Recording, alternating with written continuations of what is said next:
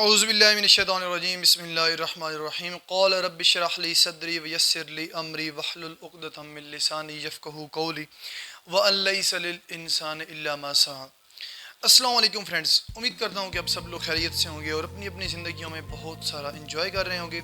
Again आप लोगों को मैं अपने इस यूट्यूब चैनल पे वेलकम करता हूँ। अगर आप लोग न्यू है तो काइंडली मेरे इस चैनल को सब्सक्राइब कर दें, लाइक कर दें और शेयर कर दें ताकि मेरी हर आने वाली वीडियो आप लोगों तक आसानी से पहुँच सके। बेसिकली हम लोग इलेक्ट्रोकेमिकल सेल्स कर रहे थे। इलेक्ट्रोकेमिकल सेल हमने देखे क्या होते हैं, उनकी टाइप्स देखी, इलेक्ट्रोलिटिक सेल देखे, फिर गैल्वेनिक सेल देखे, इनकी प्रिंसिपल, कंस्ट्रक्शन, वर्किंग, सारी चीज़ें देख ली हमने। आज हमारे पास जो टॉपिक है वो है comparison of electrolytic and galvanic cell. Electrolytic और गैल्वेनिक सेल के अंदर क्या क्या डिफरेंसेस हैं, यानी कि इन दोनों सेल में क्या डिफरेंट है। सही है, ये चीज़ हमने देखनी है, इनका कंपैरिजन आपस में देखना है।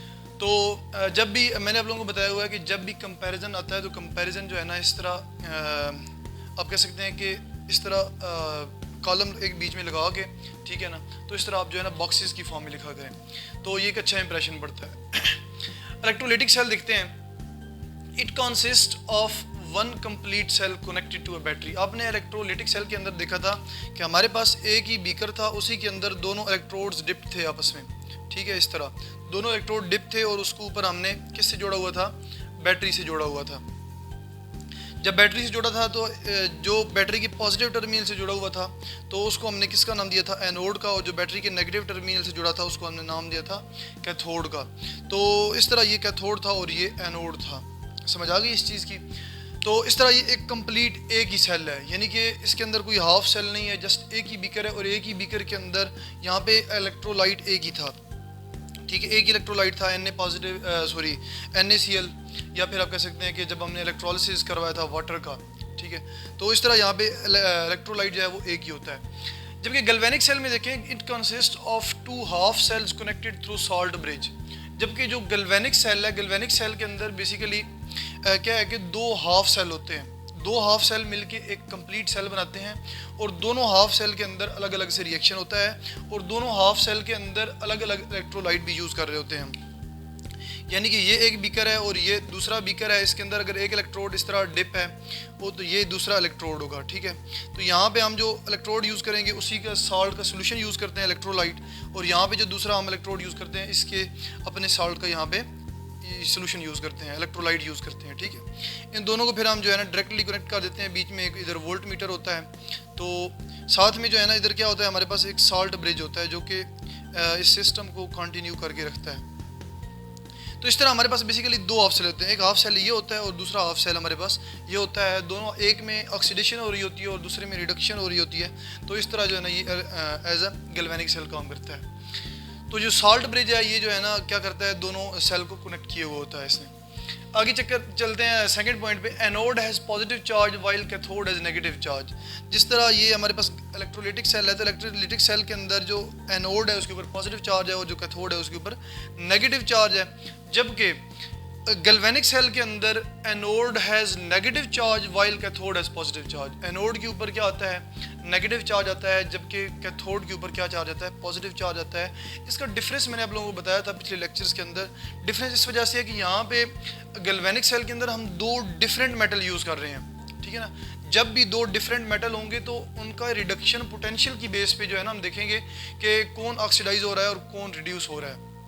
तो इस वजह से जो मेटल बेसिकली इलेक्ट्रॉन लूज़ करेगा तो वो जो है बेसिकली जो है ना वो एनोड के ऊपर इलेक्ट्रॉन लूज़ करेगा, ठीक है ना, एज ए एनोड एक्ट कर रहा होगा।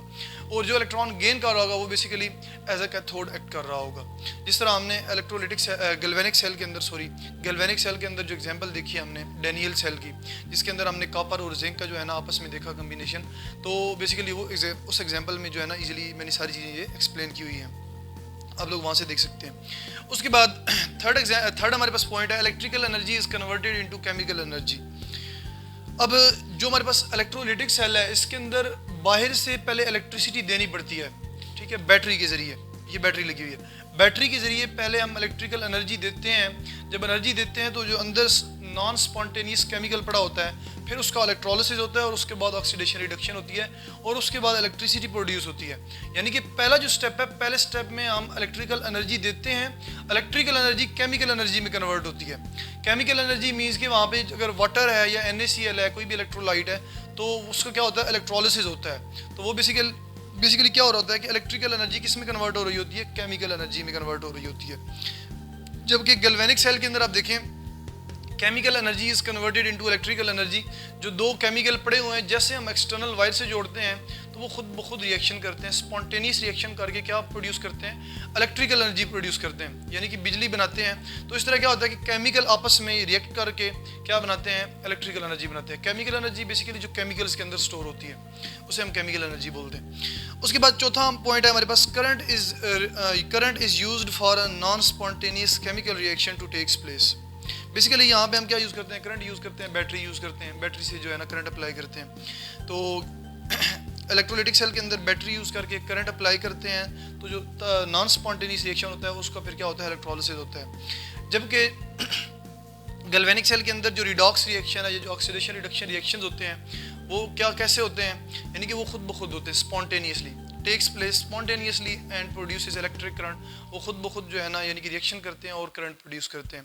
इस तरह ये 3-4 डिफरेंट पॉइंट हैं जो कि कंपैरिजन में हैं। ये एक छोटा सा टॉपिक था। बेसिकली ये टॉपिक मैंने अलहदा से क्यों जो है ना लेक्चर दिया इसके ऊपर, उसका रीज़न ये है कि पिछले जितने भी लेक्चर हो चुके हैं वो कोई 20 मिनट का, कोई 22 मिनट का, तो इतने यानी कि लेंथी लेक्चर ले लेके फिर आप लोग भी थक जाते होंगे। तो इसलिए मैंने सोचा कि चलें इसके ऊपर एक छोटा सा लेक्चर बनाते हैं ताकि बच्चे खुश हो जाएँ। तो उम्मीद करता हूँ ये चीज़ें आप लोगों को समझ आ चुकी होंगी। ये जो सेल वाला टॉपिक है यहाँ पे क्लोज हो चुका है। बेसिकली अगर मैं आप लोगों को ओवरव्यू दूँ इस चैप्टर का, तो इस चैप्टर के अंदर हमने यही चीज़ें देखी हैं, ऑक्सीडेशन और रिडक्शन।